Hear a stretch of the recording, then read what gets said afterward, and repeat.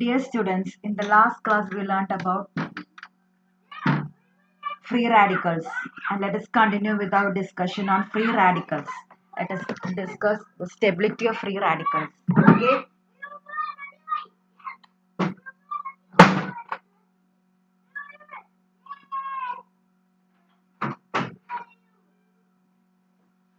When we say about the stability of free radicals, we all of you know that the order of stability for free radicals will be methyl less than primary, less than secondary, less than tertiary. That means the tertiary free radical is the most stable one, because the stability of free radical increases with the increase in the number of alkyl groups attached to the carbon carrying odd electron by hyperconjugation. Hyperconjugation effect is important in explaining the above stability order. This is because the greater number of alpha hydrogens, the greater will be the number of hyperconjugative structures, and so greater will be its stability. For example, in the case of the tertiary free radical, which is the tertiary butyl free radical, there are 9 CH sigma bonds that can overlap with the p orbital of the carbon containing the odd electron. But the isopropyl radical has 6 CH sigma bond orbitals, and the ethyl radical has only 3 and methyl radical has none. That means hyperconjugation structures are greater for tertiary free radicals, which is lesser than tertiary butyl free radicals, as the most number of hyperconjugated structures, which is followed by isopropyl radical, which is followed by ethyl radical, and then methyl radical.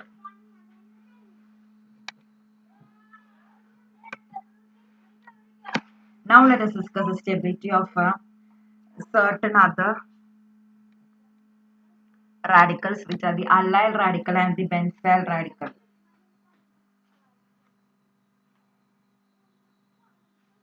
ഒരു നിമിഷം, hyper conjugation ആണ് നമ്മൾ stability of free റാഡിക്കൽസിന് explain ചെയ്യാൻ വേണ്ടി ഉപയോഗിക്കുന്ന phenomenon. നമുക്കറിയാവുന്നതാണ് alpha ഹൈഡ്രജന്, alpha കാർബണിൽ എത്ര hydrogens ഉണ്ട് അത്രയും കൂടുതൽ ഹൈപ്പർ കോൺജുഗേറ്റീവ് സ്ട്രക്ചേഴ്സ് നമുക്ക് വരയ്ക്കാൻ പറ്റും.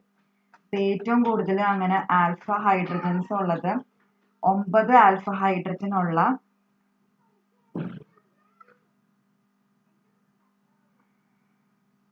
ടെർഷ്യറി ബ്യൂട്ടൈൽ അല്ലെങ്കിൽ ടെർഷ്യറി ഫ്രീ റാഡിക്കലിനാണ്. അതുകൊണ്ട് തന്നെ അതിന് ഏറ്റവും കൂടുതൽ ഹൈപ്പർ കോൺജുഗേറ്റീവ് സ്ട്രക്ചേഴ്സ് ഉണ്ട്. അത് ഏറ്റവും കൂടുതൽ സ്റ്റേബിൾ ആയിരിക്കും. അതിനേക്കാളും കുറവ് ഹൈപ്പർ കോൺജുഗേറ്റീവ് സ്ട്രക്ചേഴ്സ് വരയ്ക്കാൻ വരുന്നത് സെക്കൻഡറി റാഡിക്കലിനാണ്. അതുകൊണ്ട് അതിനേക്കാളും സ്റ്റെബിലിറ്റി കുറവായിരിക്കും സെക്കൻഡറി ഫ്രീ റാഡിക്കലിന്. അതിനേക്കാളും തീർത്തും കുറവായിരിക്കും പ്രൈമറി ഫ്രീ റാഡിക്കൽസിന്. കാരണം അവർക്ക് 3 ആൽഫ ഹൈഡ്രജൻസ് ഒക്കെ ഉണ്ടാവുള്ളൂ. അപ്പൊ അത്രയും ഹൈപ്പർ കോൺജുഗേറ്റീവ് സ്ട്രക്ചേഴ്സ് കുറവായിരിക്കും. അതുകൊണ്ട് ലെസ് സ്റ്റേബിൾ. ഓക്കെ.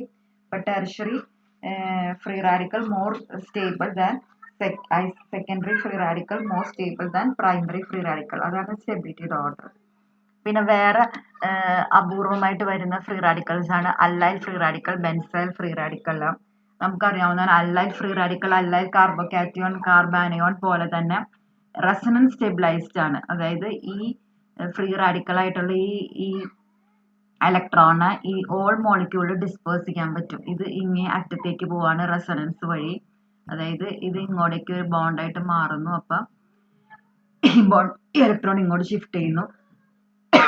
അപ്പൊ ഇവിടെ ഒരു ഇലക്ട്രോൺ വരുന്നു. അങ്ങനെ അടുത്ത ഫ്രീ റാഡിക്കൽ സ്ട്രക്ചർ നമുക്ക് വരയ്ക്കാവുന്നതാണ്. 2 ഫ്രീ റാഡിക്കൽ സ്ട്രക്ചർ അല്ലൈൽ ഗ്രൂപ്പിന് വരയ്ക്കാവുന്നതാണ്.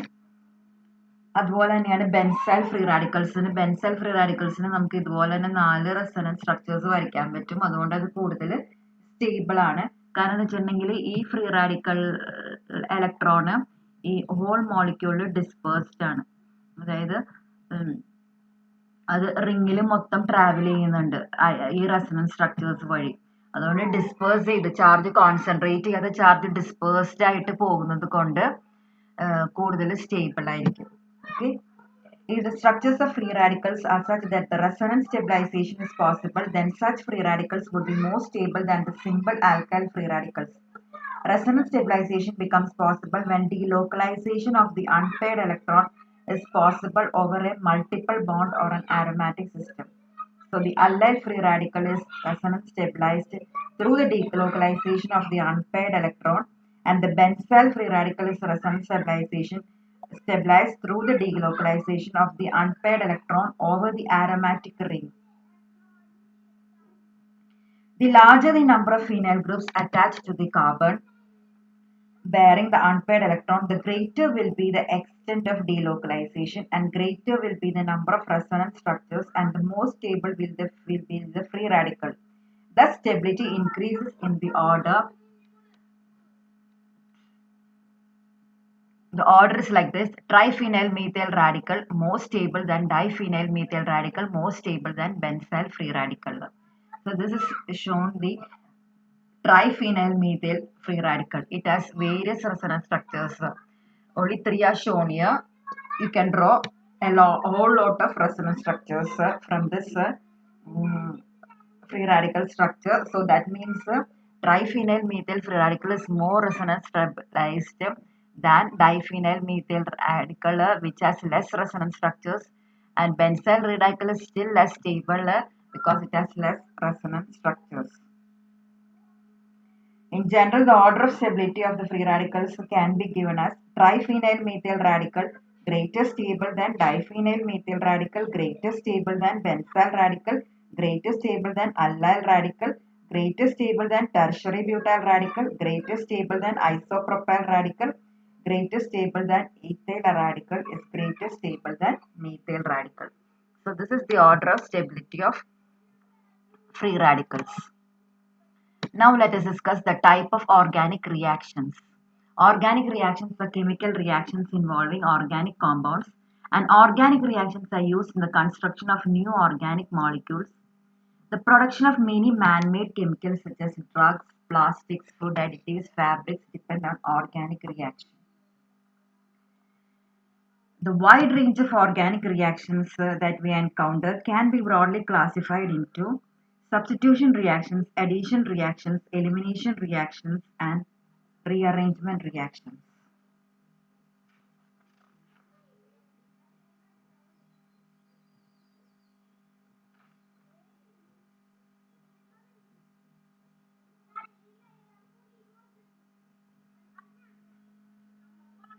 And rearrangement reactions. For example, let us first discuss what is meant by a substitution reaction.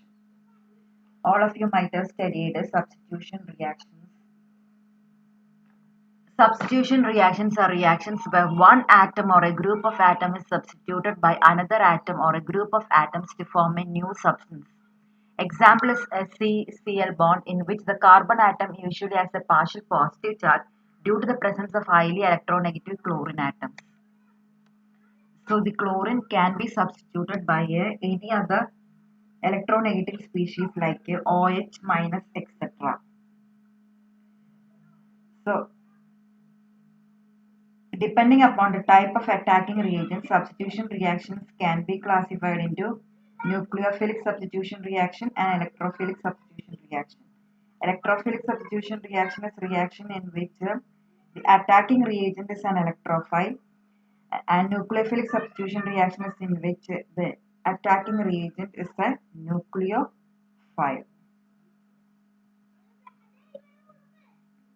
For examples for nucleophile, you already know that OH minus is a nucleophile. For electrophile, you might be knowing that NO2 plus is a electrophile. Now let us discuss the second classification, which is the elimination reaction. Elimination reactions involve the elimination and removal of adjacent atoms. One of the examples of elimination reaction is the conversion of ethyl chloride to ethylene. In the above reaction, the eliminated molecule is HCl, which is formed by the combination of H plus from the carbon atom, which is on the left side, and Cl minus from the carbon atom on the right side. So remove this Cl and remove this hydrogen, we get CH2 double bond CH2 plus HCl. These type of reactions are called elimination reactions.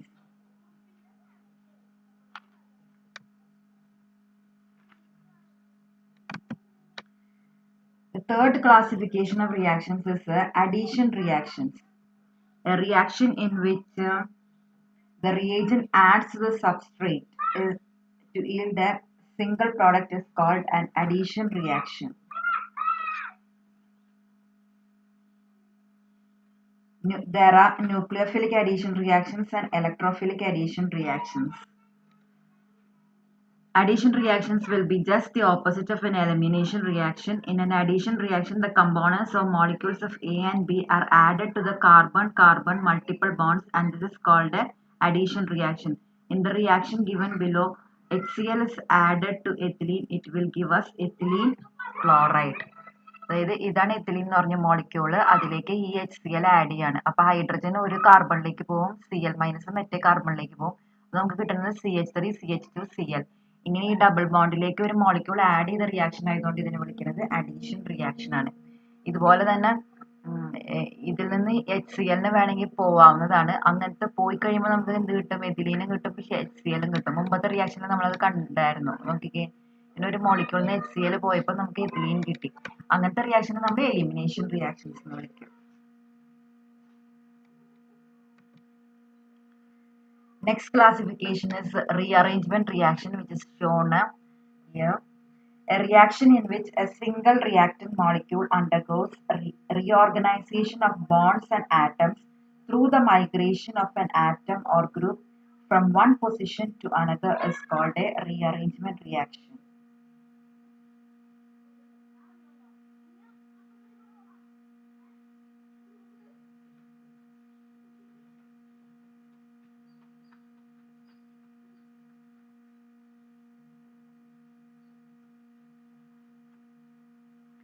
For example, the bond.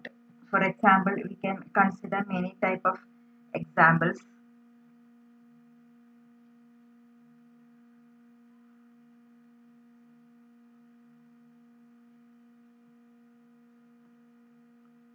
The bond present here has been shifted as a double bond here.